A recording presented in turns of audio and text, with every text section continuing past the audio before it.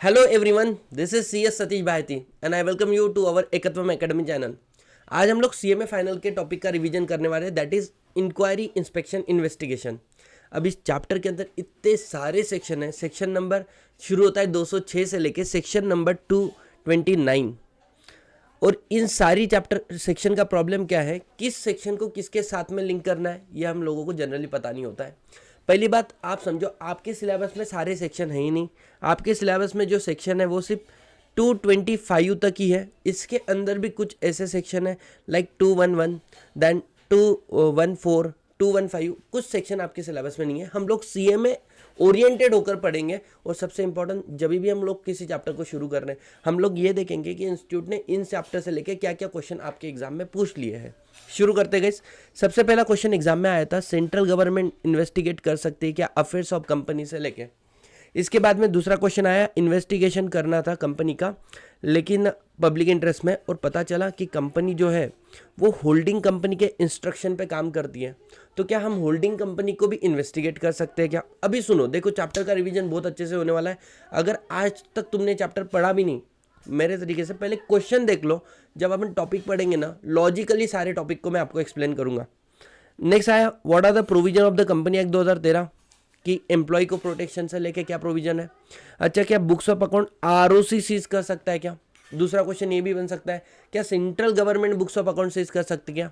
What are the duties of the inspector under section 223, बहुत ही प्यारा कंसेप्ट है। सीरियस फ्रॉड इन्वेस्टिगेशन ऑफिस, इसकी ड्यूटी के बारे में आपको पूछा है, कंपोजिशन के बारे में आपको पूछा है। Then explain the power of inspector during the investigation से लेके क्वेश्चन है।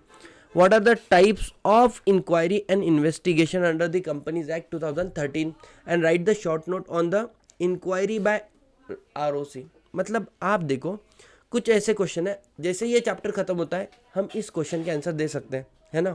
और वैसे ही यहाँ पर सेकंड आपके कौन से क्वेश्चन है, केस स्टडी बेस्ड क्वेश्चन है। तो सर ये पीडीएफ हमें कहाँ पे मिलेगा? बच्चों, ये जो पीडीएफ है ना, ये आप लोगों को अवेलेबल हो जाएगा कहाँ पर? टेलीग्राम चैनल के अंदर, है ना। तो make sure you do follow C S Satish Bharati as well as C S Vijay Sarda sir, ठीक है। चलो यारो, अब हम लोग शुरू कर रहे हैं हमारा क्या, रिवीजन, इंस्पेक्शन, इंक्वायरी, इन्वेस्टिगेशन, ठीक है। चलो, सबसे पहले इस चैप्टर में किस सेक्शन से हम लोगों को पढ़ना है वो मैं आपको बताऊंगा, और जो भी कंसेप्ट है उसके मैंने हैंड रिटन नोट्स भी अपने साथ में रखे हुए हैं। सबसे पहले मैं जा रहा हूँ सेक्शन नंबर 216। सर सीधा 216? हाँ गए, सेक्शन नंबर 216 हम लोग पढ़ेंगे सबसे पहले। अब ये क्या बोलता है समझना, पहले इसकी लॉजिक को समझो। इस सेक्शन को शुरू करने के पहले, इन्वेस्टिगेशन क्या होता है कि मुझे डाउट हो रहा है तुम लोगों ने कुछ बहुत ही गलत किया हुआ है, और उसकी मैं अब बहुत ही डिटेल क्या कर रहा हूँ, स्टडी कर रहा हूँ कि आपके अगेंस्ट में मैं फ्रॉड को बाहर निकाल पाऊँ, ठीक है। तो इसको बोलते हैं इन्वेस्टिगेशन। इंक्वायरी मतलब नॉर्मल, बेटा कैसा है, मम्मी का कॉल आता है ना, दैट इज इंक्वायरी। आवाज़ खराब लगी तो मम्मी क्या बोलती, कुछ हुआ, तबीयत अच्छी है, नहीं है, ठीक है। तो तुम बोलते नहीं नहीं मम्मी कुछ भी नहीं हुआ, मेरी आवाज़ वगैरह सब अच्छी है, मेरे को बुखार नहीं है। लेकिन फिर भी मम्मी को डाउट आ रहा है आवाज़ सुन के कि तुम लोग सही नहीं हो। मम्मी क्या करेगी, आपको डॉक्टर के पास लेके जाएंगी, है ना। बताओ इसने रात में क्या लिया था, इसके वजह से इसकी तबीयत ऐसी हो गई, ऐसे डाउन बात कर रहा है, घूमी घूमी बातें कर रहा है, इसको एक ही जगह पे दो दो मम्मी दिख रही। इन्वेस्टिगेशन गई, समझ में आया आप लोगों को? शुरू कर दिया, चलो एकदम आराम से फोकस करना। अब अगर मैं आप लोगों को बोलूँ, सबसे पहले सेक्शन नंबर 216 बात किसके बारे में करता है, पहले इसका लॉजिक समझो। मान के चलो हमारे कंपनी के अंदर हमने एक टॉपिक पढ़ा है, प्रिवेंशन ऑपरेशन ऑफ मिसमैनेजमेंट।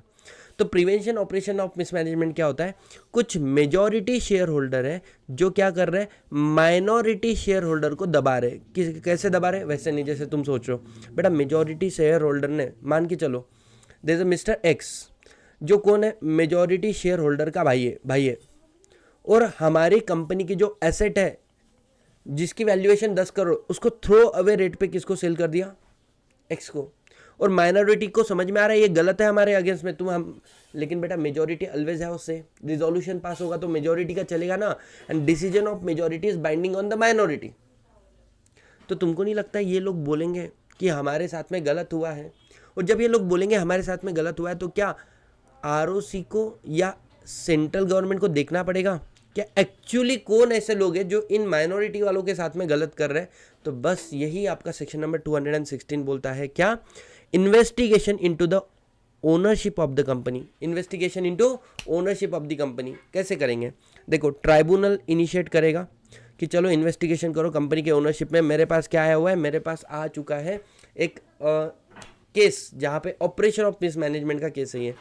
अब सेंट्रल गवर्नमेंट इन्वेस्टिगेशन कंडक्ट करेगा ओनरशिप के लिए। जब वो ओनरशिप करेगा वो 3 बातें देखेगा कि कंपनी में ऐसे कौन कौन लोग हैं जो ट्रूली इंटरेस्टेड है कंपनी के सक्सेस और फेल्यूर में, मतलब कंपनी का सक्सेस उनका सक्सेस है, दे आर फाइनेंशियली इंटरेस्टेड, या कंपनी का फेल्यूर उनका फेल्यूर है। दूसरा रीजन क्या बोला है गाइस? दूसरा बोला है ऐसे कौन लोग हैं जो कंपनी को क्या कर रहे हैं, कंट्रोल कर रहे हैं। कंट्रोल कर रहे हैं मतलब किसको? कंपनी के पॉलिसी डिसीजन। अब मतलब ये कंपनी के फाइनेंशियली इंटरेस्टेड नहीं है, ये कंपनी में इमोशनली इंटरेस्टेड है। Emotionally interested, what do you mean by emotionally interested sir? क्योंकि तुम्हारे हिसाब से कंपनी चल रही है, जैसे ही तुम्हारा कंट्रोल इस कंपनी पे से हट जाएगा तुमको बुरा लगेगा। तो you are not financially interested, you are emotionally interested. और तीसरा आता है सबसे इंपॉर्टेंट बात, क्या? अब मान के चलो मिस्टर ए है, अगर इसके पास 70% शेयर है तो डोंट यू थिंक ये माइनॉरिटी शेयर होल्डर को सप्रेस कर सकता है? और ये बात गवर्नमेंट को सीधा सीधा दिख के आ जाएगी। इसलिए मिस्टर ए ने क्या किया, अपने शेयर दे दिए किसके नाम पे? BCDEF ABCD सीख रहा है ऐसा लग रहा है मेरे को। इन्होंने क्या किया, अपने 70% शेयर ऐसे डिवाइड कर दिए, मतलब 50% इनको दे दिया, 10% खुद के पास रख दिया, 20% खुद के पास रख दिया। डोंट यू थिंक अब यहाँ पर ए के पास कितने शेयर दिख रहे हैं? फिर सिर्फ 20%। लेकिन डोंट यू थिंक उसने कुछ शेयर किसी और के थ्रू होल्ड किया है? मतलब he is significantly interested. Indirect तरीके से वो आपकी कंपनी, ये जैसे बोलता ना वैसे ये लोग हाँ हाँ करते। तो ऐसे केस में ये भी इन्वेस्टिगेट करना, who is significant beneficial owner, who is significant beneficial owner. बेटा ये कहाँ पर आ गए? Section number 216। और मिसलिनियस बातें इस सेक्शन की क्या बोलता है कि जैसे ही सीजी इन्वेस्टिगेट करना शुरू करेगा तो सीजी किसी इंस्पेक्टर को अपॉइंट करेगा। सेकंड, बेटा उसकी पावर क्या रहेगी, उसकी स्कोप कौन रहेगी, ये कौन डिसाइड करेगा? खुद सेंट्रल गवर्नमेंट डिसाइड करेगा। और नेक्स्ट पॉइंट आता है गाइस, सेंट्रल गवर्नमेंट को रिपोर्ट बना के देगा इन्वेस्टिगेटर कि उसने क्या फाइंडिंग निकाली इस पूरी केस से। गाइस मुझे बताओ, क्या एक बार ये टॉपिक देख के आपको समझ में आ रहा है सेक्शन के सब कुछ कवर करते जा रहा है? यस, यही बात यहाँ पे लिखा है, हु आर फाइनेंशियली इंटरेस्टेड। दूसरा यहाँ पे मटेरियली जो इन्फ्लुएंस कर रहा है कंपनी के पॉलिसी डिसीजन को थ्रू इस कंट्रोल। तीसरा बात क्या बोला गाइस, जो बेनिफिशियल इंटरेस्टेड है कंपनी के शेयर्स के अंदर। I hope you understand this point very well, ठीक है। अब देखो, जैसे ही तुमने सेक्शन नंबर 200 क्या पढ़ लिया, 16 पढ़ लिया, अब 221 पे चल जाओ। मैं आपको लॉजिकली पढ़ाऊंगा, बोला था ना, आ जाओ लॉजिकली पढ़ाऊंगा एकदम। तो सर सेक्शन 221 क्या बोलता है, सुनो। अब प्रॉब्लम क्या है कि जैसे ही पता चला ए को कि भाई साहब इन्वेस्टिगेशन हो रहा है, तो वो अपने शेयर किसको ट्रांसफ़र करेगा? बेटा पहले उसने BCDE और F को दे दिए थे, अब वो क्या कर रहा है, G और I इनको अपने 20% शेयर दे रहा है। मतलब वो खुद के नाम में कुछ भी शेयर नहीं रखेगा। समझ में आ रहा है? इनडायरेक्टली वो यहाँ से एस्केप करने की कोशिश करेगा। डोंट यू थिंक इसके शेयर ट्रांसफर के ऊपर क्या लगाना चाहिए सर? रिस्ट्रिक्शन लगाना चाहिए। ये पावर कहाँ पर मिल जाती है? ये पावर मिल जाती है 221 के ऊपर। अच्छा क्या होता है, कभी कभी मानो कंपनी एक्स है और कंपनी वाई है, एक्स लिमिटेड और वाई लिमिटेड की अगर मैं बात करूँ तो एक्स लिमिटेड एक्वायर करना चाहती है किसके शेयर? वाई लिमिटेड के। और वाई लिमिटेड के जो शेयर होल्डर है उनको लगता है कि बेटा ये एक्स लिमिटेड के अंदर जो है ना बोर्ड ऑफ डायरेक्टर, ये बहुत ही बेकार लोग हैं, विजय माल्या, नीरव मोदी, ये भगोड़े लोग हैं बोले, है ना। तो ये नहीं चाहते कि इन्होंने हमारे कंपनी के शेयर लेने चाहिए। डोंट यू थिंक यहाँ पर वाई लिमिटेड को रोकना पड़ेगा कि अपने शेयर ट्रांसफर मत करो? यस और नो? ये पावर कहाँ पर आती है? ये पावर आती है बेटा सेक्शन नंबर 221 के अंदर। पढ़ो एक बार। अगर सेंट्रल गवर्नमेंट या इंक्वायरी इन्वेस्टिगेशन हो रहा है अफेयर्स ऑफ द कंपनी, या फिर मेंबर्स मतलब ऑपरेशन मिसमैनेजमेंट का केस सेक्शन नंबर 244 के ऊपर केस डाल दिए, या फिर तुम्हारा कोई क्रिएटर जिसका 1 लाख से ज़्यादा रुपए तुमको उसको देना बाकी है, तो उसको लगता है ना कि जो कंपनी है, कंपनी क्या कर रही है गाइस, यहाँ पर आ जाओ। हाँ, कंपनी क्या कर रही है? कंपनी एक सेकंड गाइस, एक सेकंड।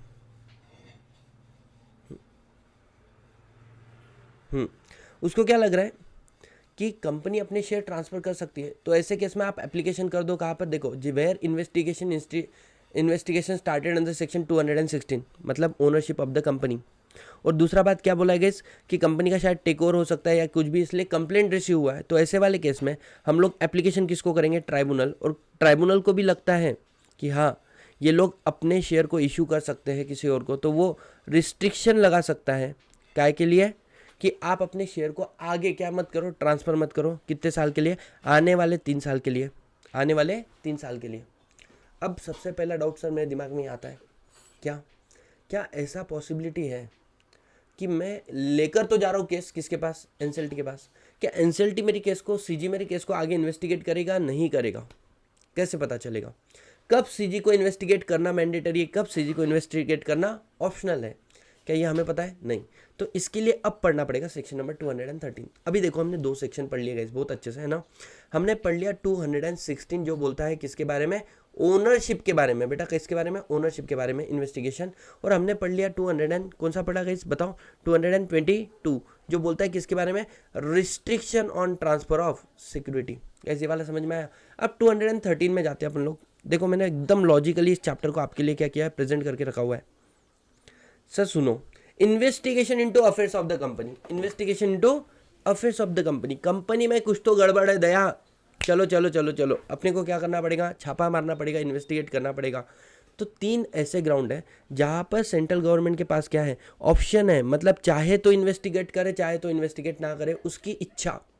लेकिन एक ग्राउंड ऐसा है जहाँ पर, है ना, आपको क्या करना पड़ेगा? इन्वेस्टिगेशन करना मैंडेटरी है। सर कब? अगर कोर्ट ने या ट्राइब्यूनल ने बोला है ना इन्वेस्टिगेशन करो, तो बेटा दया दरवाजा तोड़ो। ऐसा ऑर्डर किसका आया वाला है?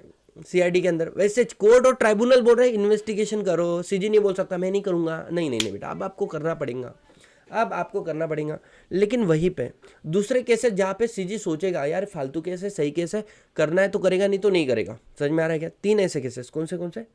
पहला, अगर सेक्शन नंबर 208 में आपको रिपोर्ट बन के मिली, ये अपन बाद में समझेंगे। जब इंक्वायरी इंस्पेक्शन होता है, आरओसी ना नॉर्मल इंक्वायरी करते। मम्मी कैसे करती?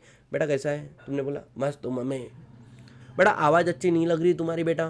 फिर नहीं मम्मी सब आवाज़ बढ़िया एकदम। हाँ क्या बोल रहे मम्मी? तो बेटा मम्मी को आया तुम्हारे ऊपर डाउट। समझ में आ रहा है? तो मम्मी ने क्या किया? आपको डॉक्टर के पास ले गए, आपका चेकअप कराया, है ना, आपके अंदर से निकला, रात में तुम सस्ते नशे करके बैठे वाले हो। अब मम्मी क्या कर रही है? Rather than saying to you, तुम्हारी जो डॉक्टर की रिपोर्ट है पप्पा को ले जाके दे रही है। मतलब समझ में आ रहा है क्या? तो ऐसे केस में मम्मी से रिपोर्ट आया ऐसा समझो। तो कभी कभी है ना आरओसी अपना रिपोर्ट बना के किसको देता है गाइस? एनसीएलटी को, है ना, आगे सीजी को, सीजी सोचेगा करना है या नहीं करना है। फालतू तो मम्मी जानबूझ के तो बच्चे के साथ में ऐसा नहीं कर रही। पप्पा भी सोच सकते हैं, या पापा ये भी सोच सकते हैं यार मैं भी तो ऐसा ही था, ठीक है, इट्स ओके, चलते रहता है, ठीक है ना, नॉर्मल है, इस एज में ये कॉमन है। तो पापा शायद उसको ना मारे, लेकिन पप्पा अपने बहुत ही अच्छे, कभी कुछ लिए नहीं, और तुम बम ले रहे एक के पीछे एक। पप्पा धो देंगे बेटा तुमको, आ जाओ। एसआर पास बाय कंपनी, मतलब कंपनी खुद एसआर पास कर रही है, स्पेशल रिजोल्यूशन पास कर रही है, और ये बोल रही है कि हमारे कंपनी के अंदर इन्वेस्टिगेशन होना चाहिए, कुछ तो गड़बड़ है दया। ऐसा कौन बोल रहे हैं इस बार? बेटा खुद कंपनी के जो मेंबर्स है वो रिजोल्यूशन पास कर रहे हैं। या सेंट्रल गवर्नमेंट को लगता है कि पब्लिक इंटरेस्ट में क्या होना चाहिए, इनका इन्वेस्टिगेशन होना चाहिए, तो खुद सेंट्रल गवर्नमेंट। 3 बातें मुझे बताओ, कब कब सेंट्रल गवर्नमेंट के पास ऑप्शन है? तो पहली बात अफेयर्स ऑफ कंपनी में, not into ownership, affairs of company. तो गाइस यहाँ पे सेक्शन 208 में रिपोर्ट आया, एसआर पास हुआ या पब्लिक इंटरेस्ट, और कंपलसरी जब ट्राइब्यूनल ने बोला।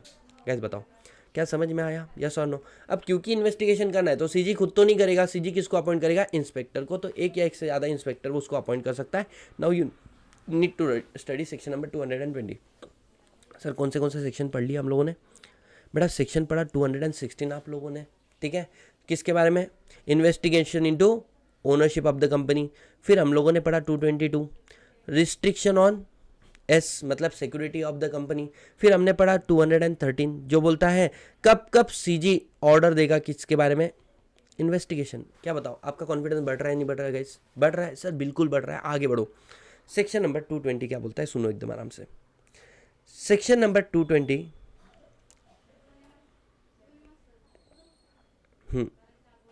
कि आप जैसे ही इन्वेस्टिगेशन करने चले गए, जैसे ही इन्वेस्टिगेशन करने चले, आपको लगा कि कंपनी के जो इम्पोर्टेंट बुक्स एंड पेपर्स है ना, कंपनी इस बुक्स एंड पेपर को क्या कर देगी?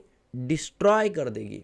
कंपनी इसको मल्टीलेटेड मतलब टर्न कर देगी, मल्टीलेटेड कर देगी, फॉल्सिफाइड कर देगी, मतलब इसमें कुछ गलत चीज़ों को हेरा फेरी कर देगी, लिख देगी, गलत चीज़ें लिख देगी। एफआईआर में भी होता है आज के डेट में कभी कभी, है ना। तो ऐसे वाले केस में उनको लगा डिस्ट्रॉय करोगे, मल्टीलेटेड करोगे, अल्टर करोगे, फॉल्सिफाइड करोगे या सीक्रेट मतलब छुपा के रख दोगे, तो वो सीधा एंटर कर सकते हैं उस प्लेस के अंदर जहाँ पर आपके बुक रखे हुए हैं, और उसके बाद में इसको क्या कर लेंगे, सीज कर लेंगे, जब्त कर लेंगे। और सर जब्त करने के बाद में अपने पास कितने देर तक रखेंगे, जब तक पूरा प्रोसीडिंग खत्म नहीं होता, इन्वेस्टिगेशन टिल द कंक्लूजन आपको अपने पास रखना है। और सर सुनो ना, जब बुक्स रिटर्न देंगे हम लोग, जब बुक्स क्या देंगे, रिटर्न, ये सीज किए वाले बुक जब आप रिटर्न दोगे ना, आपके पास दो ऑप्शन है, क्या, क्योंकि आज जा रहे हैं ये भविष्य में तुम्हारे पास आएंगे नहीं आएंगे, तो टेक अ कॉपीज, इसके क्या करो, जेरोक्स कॉपी, अपन अपने दोस्त की बुक लेते हो, जेरोक्स देते ना वापस, क्योंकि बाद में देगा नहीं देगा। उसी तरीके से पुट आइडेंटिफिकेशन मार्क मतलब भविष्य में शायद कोई और इन्वेस्टिगेशन शुरू हुआ तो उस समय में लगना चाहिए कि यार हाँ इसके ऊपर तो इन्वेस्टिगेशन, तो आइडेंटिफिकेशन मार्क डाल देना। समझ में आ रहा है क्या? एक आधा कुत्ता रहता अपना, अपन जंगल में छोड़ के आते हैं, है ना, वो जो डिस्कवरी वाले करते ना एनालिसिस कि भाई उसको मार्क कर देते, फिर 10-12 साल के बाद में वही मिलता, फिर वही मार्क देख के पहचानते यार इसको तो बचपन में अपन ने छोड़ा था। बस पुट आइडेंटिफिकेशन मार्क। समझ में आ रहा है? आगे बहुत ही ज़्यादा सिंपल लैंग्वेज में बता रहा हूँ मैं तुमको, समझ में आ रहा है? एकदम नॉर्मल स्टोरी चलती है ना वैसे। और जब इन्वेस्टिगेशन सर्च एंड सीजर हो रहा है ना बेटा, जो सीआरपीसी के पावर है, मतलब क्रिमिनल प्रोसीजर कोड, खैर आज के डेट में इस लॉ के नाम चेंज हो गए, भारतीय न्याय संहिता वगैरह हो गया, लेकिन वही चीज़ें आपको भी अवेलेबल है। वैसे ही आप मतलब आप पुलिस को साथ में लेके जा सकते हो, वो सारी चीज़ें, ठीक है, या गवर्नमेंट से हेल्प मांग सकते हो इन्वेस्टिगेशन के लिए।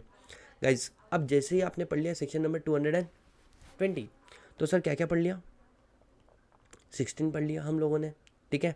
उसके बाद में 222 रिस्ट्रिक्शन मतलब ownership, then restriction on transfer of share पढ़ लिया। फिर गाइज हम लोगों ने 213 पढ़ लिया कि कब कब सीजी ऑर्डर देगा इन्वेस्टिगेशन। फिर हम लोगों ने क्या पढ़ लिया, अब हम लोगों ने पढ़ लिया गाइज सेक्शन नंबर 220 किसके बारे में बात करता है सर? सेक्शन नंबर 220 बात करता है कि अगर कंपनी आप सर्च एंड सीजर करना चाहते हो तो उस वाले केस में। अब पढ़ेंगे 290। जैसे मैंने बुक चेक करना शुरू किया मेरे को समझा यार ये कंपनी है ना साला अपने होल्डिंग कंपनी के थ्रू ऑपरेशन मिसमैनेजमेंट कर रही है, या कंपनी का अफेयर्स गलत क्यों है। तो क्वेश्चन बड़ा सिंपल है, जब मैं इन्वेस्टिगेट कर रहा हूँ किसी कंपनी को, क्या उससे रिलेटेड दूसरे एंटिटी को भी मैं इन्वेस्टिगेट कर सकता हूँ? क्या हाँ ये पावर आपको देता है रिलेटेड पार्टी, रिलेटेड एंटिटीज को इन्वेस्टिगेट करने का? कौन? सेक्शन नंबर 219 बताऊंगा मैं आपको। तो अगर आप कंपनी को इन्वेस्टिगेट कर रहे हो तो साथ में अगर आपको लग रहा है कि भाई साहब इसकी होल्डिंग कंपनी को भी इन्वेस्टिगेट करना चाहिए, you can go for it. अगर आपको लगता है इसके सब्सिडी को भी इन्वेस्टिगेट करना चाहिए, सब्सिडी मतलब subsidiary company, you can go for it. और अगर आपको लगता है होल्डिंग कंपनी की जो दूसरी कंपनी मतलब को सब्सिडी, बेटा अपन अपने पापा के रिजल्ट है, वैसे दूसरा अपना भाई भी अपना रिजल्ट, अपनी बहन भी अपने पापा के रिजल्ट है ना, हाँ आजू बाजू वाले, तुम नहीं हो, तुम्हारे जैसे है वो, पापा के लिए तो इक्वल है ना तुम। तो ऐसे वाले केस में बेटा उनको भी आप इन्वेस्टिगेट कर सकते हो। आगे अब मान के चलो कंपनी एक्स लिमिटेड है और कंपनी वाई लिमिटेड है, और बेटा इसका एमडी मैनेजर जो है वो इधर का भी एमडी मैनेजर है। तो बेटा अगर इस कंपनी इसने यहाँ पे फ्रॉड किया तो डोंट यू थिंक ये यहाँ पर भी फ्रॉड कर सकता है? वन ऑफ माई मतलब मेरे साड़ू भाई है, उनके केस में यही हुआ है कि उनके केस में क्या हुआ है कि उनका एक डायरेक्टर है, it is a listed company, तो उनका जो एक डायरेक्टर एमडी है वो किसी और कंपनी का क्या है, मैनेजर है। बेटा वहाँ पर हो गया फ्रॉड हमारे कंपनी में, मतलब मेरे साड़ू के कंपनी में इन्होंने क्या डाली थी, रेट डाली थी, लेकिन 1 रुपये का फ्रॉड नहीं मिला। तो सामने से उन्होंने ऑफर किया प्लीज़ 1-1.5 करोड़ का तो भी फ्रॉड बताओ। क्यों? क्योंकि जब आप रेट डालते हो और जब कुछ भी आउटकम बाहर नहीं आता है तो आपका रैंक खराब होता है, आपका नाम खराब होता है। जैसे आपने मूवी देखी होगी रेड, उसमें क्या होता है यार कुछ भी नहीं मिला तो वो टेंशन में आ रहा है। क्यों टेंशन में आ रहा है? क्योंकि तू एक नादान एक नॉर्मल से व्यक्ति पे कैसे क्या ऑब्जेक्शन ले लिया, इसलिए। तो आप एक कंपनी का एमडी मैनेजर होगा और वो किसी और कंपनी का भी एमडी मैनेजर होगा तो वहाँ पर भी जाके इन्वेस्टिगेशन कर सकते हो। आगे की बात गाइस, क्या बोला हुआ है कि कंपनी अगर किसी और कंपनी के बोलने पे, एडवाइस पे, इंस्ट्रक्शन, डायरेक्शन पे अकस्टम टू एक्ट है, मतलब आप किसी और के हिसाब से चलते हो, नचते हो, तो ऐसे वाले केस में उसको भी हम लोग क्या, मतलब एक कंपनी दूसरे कंपनी के बोर्ड ऑफ डायरेक्टर के एडवाइस, इंस्ट्रक्शन, डायरेक्शन के हिसाब से काम करती है, तो बेटा उस कंपनी को जहाँ के वो बोर्ड ऑफ डायरेक्टर है उसको भी हम लोग क्या करेंगे, इन्वेस्टिगेट। अब इस सेक्शन का प्रॉब्लम क्या है, इसने बोला इन्वेस्टिगेट इनटू रिलेटेड एंटिटी बोला है ना यार, नेचुरल पर्सन थोड़ी आता है, लेकिन वो जाते जाते वो ये बात करके चले गए नेचुरल पर्सन के बारे में भी कि अगर आपकी कंपनी का कोई एमडी है, कोई मैनेजर है या कोई एम्प्लॉय है, हम चाहे तो उसको भी क्या कर सकते हैं, इन्वेस्टिगेट कर सकते हैं। गाइस समझ में आया आप लोगों को? जल्दी बताओ यस और नो। बिल्कुल सर, बहुत बहुत बहुत अच्छे से समझ में आ गया, मज़ा आ भी गयो सर, मज़ा आ भी गयो। ठीक है, अब सोचो तुम्हारे एक आधे एम्प्लॉय को हमने इन्वेस्टिगेशन के अंदर बुलाया, अरे इधर आ, और उसको उसकी फट गई, वो बोलता अरे अरे अरे पापा मेरे से गलती हो गई है ना।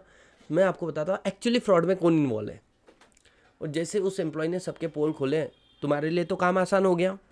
तुम क्या करोगे सच्ची बताओ, एज अ कंपनी क्या करोगे? बेटा तूने हमारी खोली, मतलब पतलून नहीं, तूने हमारी पोल खोली, अब हम तेरी बैंड बजाएंगे। मतलब तुम तुम्हारे एम्प्लॉय को क्या करना चाहोगे?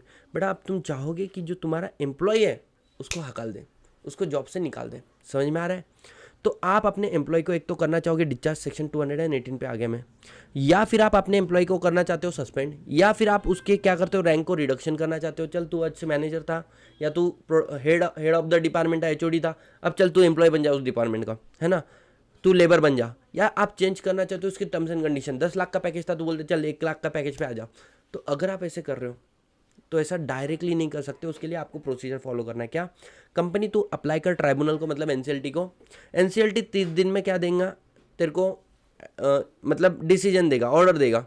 एक तो वो सपोर्ट करेगा, हाँ वो एम्प्लॉय ने गलत बातें बोली थी, सपोर्ट कर रहा है आपके डिसीजन को, है ना। ऐसे लोगों के साथ में बुरा होना चाहिए। या 30 दिन में रिप्लाई नहीं भी दिया तो मान लेना वो आपको सपोर्ट कर रहा है, फिर आप कर लो, लिफ्टिंग कर दो। मतलब वैसे तो ये सेक्शन बोलता है it is a protection against this thing, हो नहीं सकता बेटा। ये प्रोटेक्शन लिफ्ट हो जाएगा, मतलब हट जाएगा। आप तुम उसको डिस्चार्ज कर दो, हटा दो, डिसमिस कर दो, सस्पेंड कर दो, रिडक्शन इन द रैंक करो, टर्म्स एंड कंडीशन बिगाड़ दो, हमारे बाप का कुछ नहीं जाता, इसमें तेरा घाटा।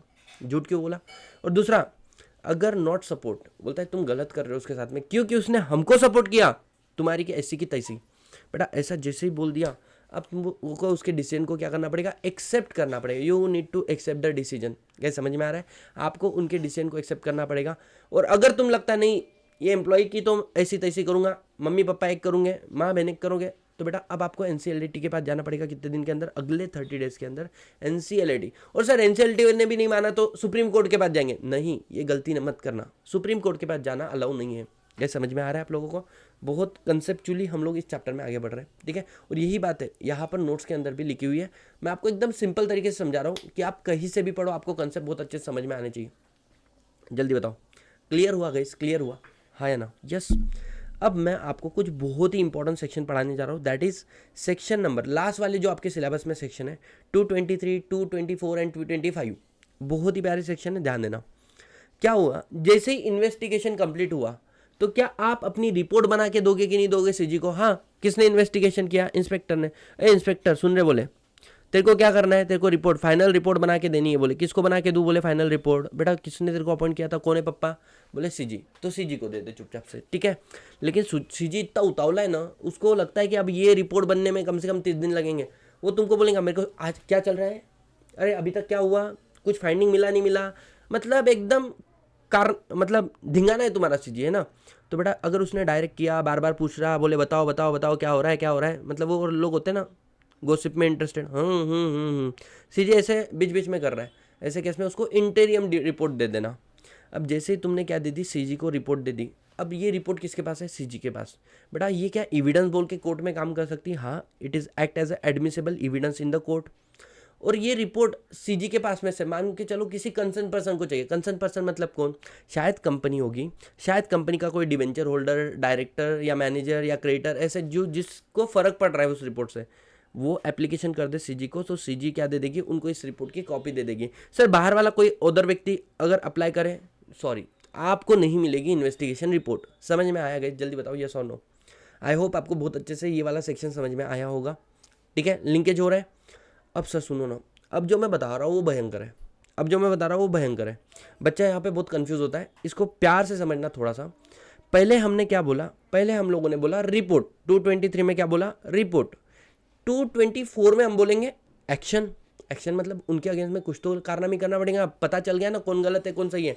क्या एक्शन लोगे? पहली बात, जो व्यक्ति गलत पाया गया उसको प्रोसिक्यूट करेंगे, मतलब उसके ऊपर क्रिमिनल केस फाइल कर देंगे, इतना समझो। उसको प्रोसिक्यूट, तू गलत है बेटा, चल अंदर घुस। घुस मतलब अरे मतलब जेल में, कॉन्विक्शन, है ना। चलो एक्यूज मतलब जिसके ऊपर आरोप लगा, और कॉन्विक्ट मतलब ऐसा व्यक्ति जो प्रूव हो गया कि ये गिल्टी है। चलो आगे।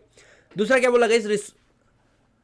हाँ, restore the property. Restore the property मतलब शायद आपके शेयर कोई और लेके गया, चल रहे वापस ला, ढिंगाने वापस लेकर आ, है ना। तो वैसे तो हम रोक सकते, लेकिन चले गए होगे तो वापस। तो इस तरीके से रिस्टोर करके देंगे किसको, company property which is miss applied, जो तुमने गलत जगह पे यूज़ कर ली थी। रिकवर द डैमेजेस, याद आ रहा है कि वो एक थ्रो अवे रेट पे बिल्डिंग सेल कर दी थी अपने भाई को, इनके भाई को, एक्स को। या डैमेजेस हुए तो सामने वाले से डैमेजेस, मतलब क्या क्या बोला मैंने, सुनो। पहले तो केस फाइल करेंगे, दूसरा रिकवर करेंगे क्या, प्रॉपर्टी डैमेजेस, तीसरा बेटा लग रहा है ना कंपनी ने बहुत ही धिंगाने की है। अब क्या करो, कंपनी के अगेंस्ट में कैसे चला सकते हो, लाइक वाइंडिंग अप का ऑर्डर पास कर सकते हो, ऑपरेशन मिसमैनेजमेंट का, या बोथ, कुछ भी हो सकता है। ऐसा नहीं कि इधर चालू हुआ तो कहीं और नहीं चालू रहेगा, नहीं, और ख़त्म। और अगर कोई व्यक्ति पाया गया कि उसने फ्रॉड किया है, दया कुछ तो बात है, तो बेटा कुछ नहीं, डिजॉर्जमेंट ऑफ एसेट। डिजॉर्जमेंट ऑफ एसेट मतलब उसकी पर्सनल प्रॉपर्टी भी हम लोग एक्वायर कर लेंगे। Holding such person personally liable, कैसे समझ में आया, बहुत ही सिंपल है। एक्शन के बारे में 4 एक्शन लेंगे, है ना। सिंघम क्या बोलता है, केस फाइल करो। दूसरा क्या बोलता है, रिकवर करो जो भी उसने ले लिया। तीसरा, इसकी बैंड बजाओ, कोर्ट में ले जाओ, केस फाइल करो। और लास्ट वाला, इसकी पर्सनल प्रॉपर्टी को एक्वायर कर लो। खत्म, 224 खत्म, शुरू और खत्म। आगे बेटा 225 क्या बोलता है, सुनो। इसका मैंने नोटिंग नहीं दिया, इसका मैं तुमको सिंपल बताता हूँ। क्या एक्शन लेना पड़ेगा, हाँ, क्या एक्शन ले लिया या लेना पड़ेगा, अरे ढोक लो, समझो, एक्शन ऑलरेडी ले लिया है, अब पैसा वसूल करना पड़ेगा ना। तो इनिशियली जो इन्वेस्टिगेशन हुआ उसके डैमेजेस रिकवर एक्सपेंसेस की बात कर रहे हैं, तो सबसे पहले तो कौन स्टार्ट करेगा, इनिशिएट करेगा, सीजी। सारे खर्चे सीजी, जो भी इन्वेस्टिगेशन वगैरह हुआ है ना, इसके सबके खर्चे कौन पे करेगा, सेंट्रल गवर्नमेंट पे करेगा। जैसे सेंट्रल गवर्नमेंट ने पे कर दिया, बेटा खुद के जेब से पैसा गया तो बुरा तो लगेगा, वापस लेना पड़ेगा, हाँ लेंगे। किससे लेंगे, अगर वो व्यक्ति कौन क्या है, प्रोसिक्यूट किया, मतलब उसके अगेंस्ट में केस चलाया और वो कॉन्विक्ट हो गया। कॉन्विक्ट हो गया मतलब अब वो एस्थेटिक वाले ड्रेस पहन लिए उसने, ब्लैक एंड व्हाइट वाले, है ना, तो फिर उसको बोलने का, चल रहे ढोकले, पैसे ला के दे। दूसरा, बेटा कंपनी के बिहाफ में तुमने केस फाइल किया था ना, बोले हाँ या ना, अरे बोलो हाँ या ना, हाँ, तो कंपनी के बिहाफ में आपने केस फाइल किया, बेटा उसका खर्चा, अमाउंट ऑफ डैमेजेस वगैरह वो भी तो रिकवर करोगे, प्रॉपर्टी रिस्टोर करके दोगे कि नहीं दोगे, बिल्कुल देंगे। लास्ट वाला part, prosecution not instituted under 224, मतलब सर हमने तो उसके ऊपर, व्यक्ति के ऊपर केस फाइल किया, लेकिन वो कॉन्विक्ट नहीं पाया गया, वो तो नादान बंदा था, नादान बच्चा था, उसके ऊपर झूठा केस डाला। अच्छा झूठा डाला ना, किसने डाला, कंपनी ने। बड़ा कंपनी डायरेक्टर मैनेजर, अब तुम दोगे पैसे, क्योंकि उससे पैसे लेने के पास लिए वो क्या नहीं पाया गया, कॉन्विक्ट नहीं पाया गया। या फिर किसने शुरू किया था, बोले किसके अंदर, बोले कीड़े थे, बोले वो स्टार्टिंग में आया, बोले एप्लीकेशन, हमारे कंपनी में क्या हो रहा है, बोले इन्वेस्टिगेशन, चल बोले उसको पकड़ के लेकर आ। गाइस समझ में आया कितना इंटरेस्टिंग तरीके से हम लोग लॉ को पढ़ रहे हैं, सही। और मैं बता रहा हूँ ये रिवीजन है, ये रिवीजन है, मैं तुमको स्टोरी के फॉर्म में बता रहा हूँ, ठीक है। आगे बढ़ते। अब गाइस, अब इसके जो रिमेनिंग सेक्शन है ना, वो एकदम फालतू है, मतलब कतई फालतू। सुनो, अब क्वेश्चन ये आया, सर हम लोग ट्राइब्यूनल के पास जाएंगे कि नहीं जाएंगे, हो ट्राइब्यूनल हमारा केस लेंगा कि नहीं लेगा, लेंगा। कब लेंगा सर, कब लेंगा, सीधी सी बात है। कितने लोग जाने चाहिए, कितने लोग, तो बोलते कम से कम, जैसे ऑपरेशन मिसमैनेजमेंट में पढ़ा था वैसे company not having share capital, अगर तुम्हारे कंपनी में शेयर कैपिटल नहीं है तो कम से कम 1/5 नंबर ऑफ मेंबर्स, मतलब 20 पर कितना, 1/5 मतलब 1/5 नंबर ऑफ मेंबर, मतलब 100 लोगों में से कम 20 लोग, टोटल मेंबर 100 है, 2000 मेंबर है सर टोटल, तो बेटा कम से कम कितने हो जाएंगे बताओ, 400 लोग, समझ में आ रहा है। इतने लोग तो भी जाए तो केस फाइल किया जाएगा। या फिर कंपनी में शेयर कैपिटल है तो बोले कम से कम 100 मेंबर, या फिर 1/10 of total voting power, 1/10 of total voting power वाले चल जाए, केस एक्सेप्ट कर लेंगे। बेटा याद करो, company not having share capital 20% number of members, company having share capital और नंबर लिमिट, कैपिटल लिमिट और नंबर लिमिट। कैपिटल लिमिट क्या बोलता है, 1/10 ऑफ टोटल वोटिंग पावर, और नंबर लिमिट बोलता है कम से कम 100। सर 2000 लोग हैं हमारी कंपनी में, हमारी कंपनी में शेयर कैपिटल है, हमारा 20% आता है 400, लेकिन 100 लोग सामने आ रहे हैं, चलो ना भाई इधर 100 बोला है ना, 100 बोला है ना, 100 में हो जाएगा। और सर अगर मैं अकेला हूँ, अकेला मेरे पास नहीं है सर इतने शेयर, क्या मैं केस फाइल कर सकता हूँ, एनी अदर पर्सन भी कर सकते हो। 6 ग्राउंड में से किसी भी ग्राउंड पे, नंबर 1 ग्राउंड क्या होना चाहिए आपका, कंपनी का जो बिजनेस है बेटा वो फ्रॉड करना चाहते, क्रेडिटर मेंबर हो या फिर एनी अदर पर्सन। दूसरा क्या बोला है, कंपनी किस तरीके से बिजनेस चला रही है, अनलॉफुल पर्पज से, फ्रॉडुलेंट तरीके से। तीसरा, कंपनी के अंदर ऑपरेशन मिसमैनेजमेंट हो रहा है, ये बात आप प्रूव कर लो, मतलब ऑपरेसिव है एनी मेंबर को, business of the company are conducted in the manner. तो देखो बिजनेस फ्रॉडुलेंट है, डिफ्रॉड कर रहा है, बिजनेस फ्रॉडुलेंट है, अनलॉफुल है, या बिजनेस ऑपरेसिव नेचर का है। Company itself found a fraudulent unlawful purpose, form company को बनाने का उद्देश्य, लक्ष्मी चिट फंड याद आ रहा है क्या, अनुराधा, फिर हेरा फेरी, दाम दुप्पट योजना, 21 दिन पैसा डबल, बनाता ही इस पर्पज से थी, फ्रॉड करना है। इन लोगों को हड़पना है, ठीक है। Person connected with the formation management, जो व्यक्ति ने तुम्हारी कंपनी को बनाया, जैसे विजय माल्या, बेटा ही ऑलरेडी फाउंड गिल्ट ऑफ मिसफेंस और मिसकंडक्ट, मतलब उसने मिसकंडक्ट किया है कंपनी एक्ट के अंदर, उसके अंदर उसने अपनी पावर को ओवर यूटिलाइज किया है, पार्लियामेंट्री पावर को ओवर यूटिलाइज कर लिया बे, जेट एयरवे का फंडिंग आ रहा था उस वाले केस में। And company has not provided proper information to member including a remuneration, या कंपनी अपने मेंबर को जो इन्फॉर्मेशन देनी वो दे नहीं रही है। इन दैट केस बेटा सीजी क्या करेगा, ट्राइब्यूनल बोला था ना, ट्राइब्यूनल बोलेगा सीजी को इन्वेस्टिगेट करना पड़ेगा। ट्राइब्यूनल कब बोलेगा, ट्राइब्यूनल के पास कितने लोग जाएंगे बेटा, इसके बारे में ये छोटा सा सेक्शन है, एकदम आराम से समझ में आया नहीं आया जल्दी से बोलो। इस लेक्चर को काम पड़े 2 बार देख लेना, बहुत ही छोटा लेक्चर है यार, आराम से, है ना। सर ये हो गया आपका सेक्शन नंबर कौन सा, 200 बोलो 213। अब सुनो ना सर, लास्ट पॉइंट, क्या हमारे शेयर ट्रांसफ़र हो सकते थे, बिल्कुल हो सकते थे। क्या हमारी प्रॉपर्टी भी ट्रांसफ़र कर सकते हैं कंपनी वाले, क्या हमारी प्रॉपर्टी भी ट्रांसफ़र, बिल्कुल। तो बेटा यही बात देखो जो शेयर के लिए थी वही थी कि अगर किसी ने एप्लीकेशन कर दिया सेंट्रल गवर्नमेंट को, सेंट्रल गवर्नमेंट एनसीएलटी को, और एनसीएलटी को लगता है, क्या कंप्लेंट आ रहा है कि ट्रांसफ़र ऑफ एसेट हो रहा है कंपनी का इन द मैनर जो मेंबर के लिए या क्रेडिटर के लिए या पब्लिक के लिए बिल्कुल भी सही नहीं है, एनसीएलटी डायरेक्ट कर सकता है कंपनी को, बेटा रुक जाओ, रुको जरा, सब्र करो, अगले 3 साल तक अपनी एसेट को ट्रांसफ़र नको करो। ऐसा ऑर्डर कौन दे सकता है, ऐसा ऑर्डर गाइस एनसीएलटी खुद भी दे सकता है। समझ में आ रहा है गाइस। चलो अब सर, अब जो हम लोग पढ़ रहे हैं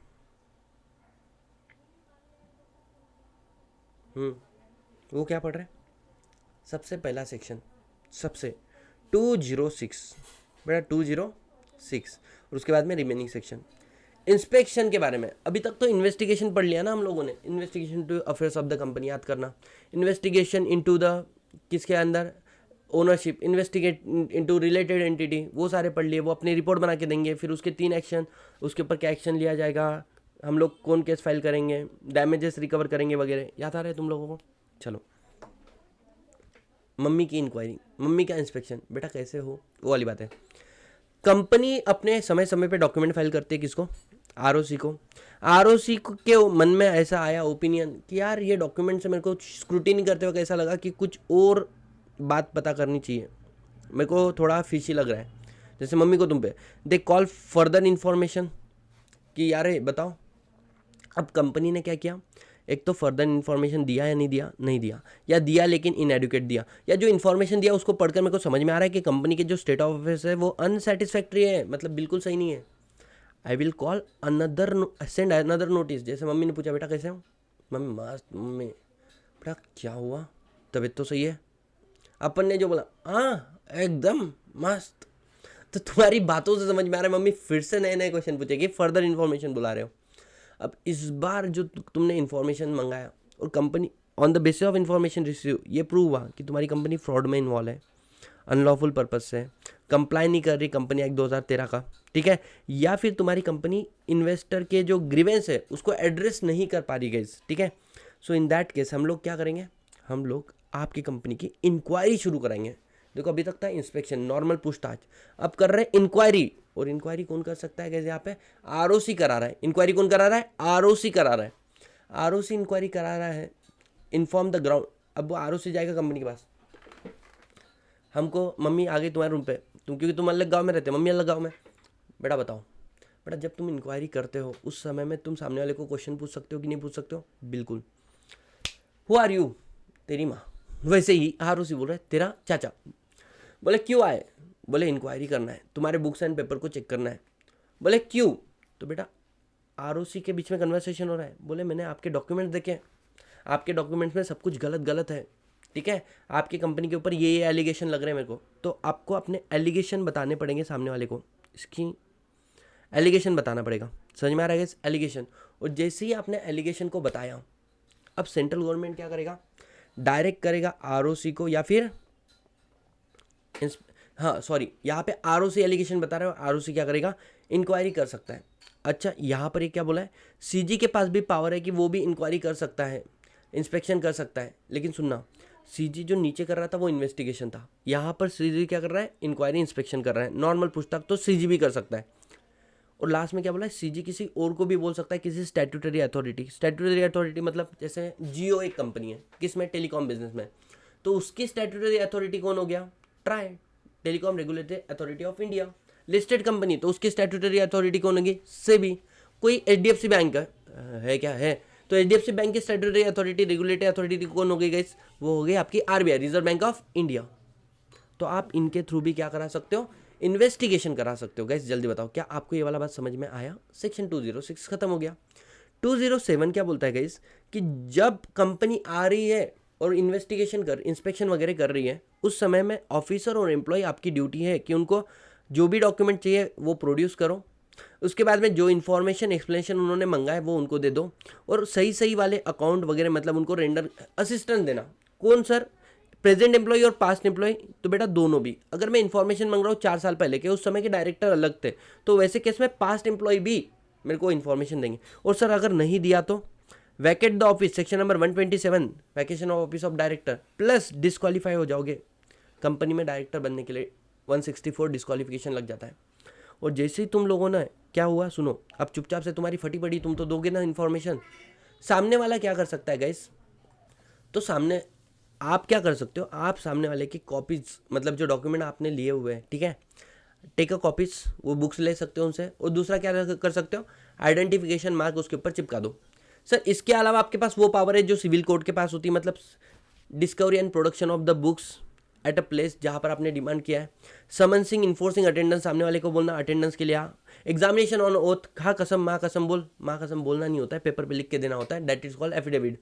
और inspection of books and other paper, inspection कर सकते हैं क्या सर, सुनो ना, क्या इनके बुक को मैं सीज कर सकता हूँ क्या, अरे बिल्कुल। इंस्पेक्शन शुरू हुआ, इंस्पेक्शन खत्म हुआ, तुमको लगता है, अच्छा सेक्शन 208 में बोला था रिपोर्ट देते सीजी को, तो इंस्पेक्शन खत्म होने के बाद में आरओसी इंस्पेक्टर अपनी रिपोर्ट बना के किसको देंगे, सीजी को, खत्म। और लास्ट वाला पॉइंट तुम्हारा क्या है, ये सबसे इंपॉर्टेंट, भयंकर इंपॉर्टेंट पॉइंट है गैस, चैप्टर खत्म होने में आ गया। आरओसी इंस्पेक्टर, अगर तुमको लगता है कि बुक क्या होने वाले हैं, डिस्ट्रॉय होने वाले हैं, अल्टर्ड होने वाले हैं, मल्टीलाइटेड, फॉल्सिफाइड, सर ये पड़ा है, सर ये पड़ा है, सर्च एंड सीजर, सर पड़ा है, बेटा सुनो ना, वहाँ पर सीजी ने बोला था जाके इन्वेस्टिगेशन करो, वहाँ पर सीजी ने बोला था जाके इन्वेस्टिगेशन करो, वहाँ पर तुम सर्च एंड सीजर ले रहे हो, तो कोई प्रॉब्लम नहीं है, आपको किसी कोर्ट का परमिशन नहीं लेना पड़ता। लेकिन अगर आरओसी अपने से इन्वेस्टिगेशन कर रहा है, ऐसे वाले केस में आप उस प्लेस पे तो एंटर हो जाओ, उस प्लेस का सर्च तो ले लो, सीज भी कर लो बुक्स, किसके, director, manager, auditor, KMP, CS, और सीएस नहीं होगा तो प्रैक्टिसिंग सीएस की बुक को सीज कर लो। तुमको लगता है इसमें कुछ गलत हो सकता है, वो चेंज कर देंगे इसको, लेकिन इसके पहले आपको लगेगा कोर्ट का परमिशन। सुनो एकदम आराम से फोकस करना यार, कि सर अगर आरओसी खुद होकर इन्वेस्टिगेट कर रहा है, उसमें सर्च एंड सीजर करना है, तो स्पेशल कोर्ट का परमिशन लगेगा। बेटा जब सीजी खुद ही बोल रहा है तो वहाँ पे क्यों नहीं लगेगा, क्योंकि बेटा सीजी ने एक्शन लिया ही था एनसीएलटी के बोलने पर, मैंडेटरी था, याद आ रहा है क्या, नो नीड। और सीजी वैसे भी बहुत बड़ी अथॉरिटी है, और एक बार तुमने बुक अपने पास ले लिए तो इसको रिटर्न करना पड़ेगा कितने दिन के अंदर, 180, मतलब इन शॉर्ट अपने पास कितने दिन तक रख सकते हैं, 180 दिन में देना, मतलब 180 दिन तक रख सकते हैं। और सर 180 दिन के बाद में मेरे को फर्दर चाहिए, वापस चाहिए, तो फिर आपको एक वापस रिटर्न नोटिस देना पड़ेगा, उसके आगे 180 दिन के लिए फर्दर आप रख सकते हो अपने पास। लेकिन जब भी रिटर्न करोगे वही अधिकार आपके, टेक अ कॉपीज और पुट द आइडेंटिफिकेशन मार्क। बेटा पूरा चैप्टर खत्म है, पूरा चैप्टर खत्म है। अब बचा क्या है, एकदम फालतू वाला सेक्शन, एकदम फालतू वाला, जिससे बच्चों की फटी पड़ी है, क्या वो सेक्शन है guys, SFIO, serious fraud investigation office के बारे में।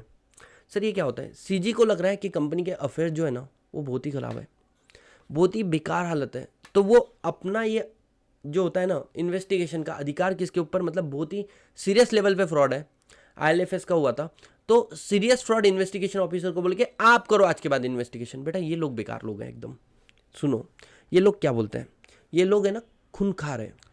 तो सीरियस फ्रॉड इन्वेस्टिगेशन ऑफिसर के पास केस कब आएगा, नंबर 1, अगर 208 की रिपोर्ट आई है और सीजी को लगता है कि SFIO को भेजो, तो SR पास किया है तो बोलेंगे बहुत बड़ा मैटर, SFIO को भेजो, या फिर पब्लिक इंटरेस्ट में है, या फिर डिपार्टमेंट ऑफ गवर्नमेंट ने बोला है, डिपार्टमेंट ऑफ गवर्नमेंट ने बोला है, सेंट्रल या स्टेट, तो फिर उनके पास ऑप्शन है कहाँ पे भेज देंगे, SFIO। एक बार SFIO जो है मे डिजिग्नेट द इंस्पेक्टर, वो अपने किसी नीचे वाले ऑफिसर को बोलेगा जाके चल इन्वेस्टिगेशन शुरू कर। SFIO के पास केस आ गया तो बाकी जो भी उसके ऊपर केस चला रहे साइड में हो जाओ, papa is here, daddy is here, आपकी जो भी डॉक्यूमेंट है वो हमको ट्रांसफर कर दो। और एक बार SFIO एंटर हो गया, बाकी अब कोई बीच में मच नहीं करना। मतलब SFIO के पास केस आया, कोई भी नई क्या बोल सकते हैं एजेंसी उसके ऊपर क्या नहीं चला सकती, केस चला नहीं सकती, इनिशिएट नहीं कर सकती, और जो पुराने डॉक्यूमेंट वो आपको ट्रांसफर करने पड़ेंगे। तो देखो, इन्वेस्टिगेशन पेंडिंग, अदर इन्वेस्टिगेशन, अगर आप if the investigation is pending with the other investigation agency, तो आप अपने ट्रांसफर कर दो सारे रिलीवेंट डॉक्यूमेंट किसको, SFIO को। एंड SFIO आप क्या करो, इन्वेस्टिगेट अकॉर्डिंग टू चैप्टर जो है इन्वेस्टिगेशन ऑफिसर, आपके पास सारी पावर है 217 के अंदर जो हमने पढ़ी, ठीक है।